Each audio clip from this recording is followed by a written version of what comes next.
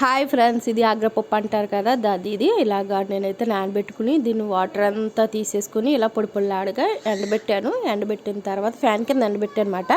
ఎండబెట్టిన తర్వాత కొంచెం ఆయిల్లో ఇలాగ వేసి అయితే ఫ్రై చేస్తున్నాను. ఇది ఆయిల్ ఎప్పుడు వేడిగా ఉన్న దాని మీద మనం ఫ్రై చేసుకోవాలి. అప్పుడే గుల్లగా తేరుతుంది, క్రిస్పీగాను అవుతుంది. అలాగే చల్లని ఆయిల్ వేస్తే మాత్రం గట్టిగా అయిపోతుంది పప్పు. టేస్ట్ అంత బాగోదు, గట్టిగా అయిపోతుంది, తినలేము కూడా.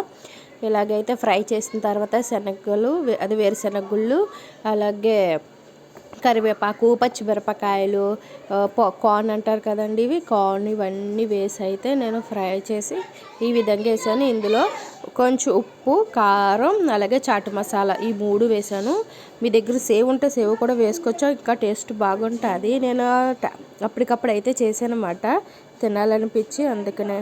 ఓకే ఫ్రెండ్స్, నా వీడియో నచ్చినట్టయితే సబ్స్క్రైబ్ చేయండి, సపోర్ట్ చేయండి. Bye bye.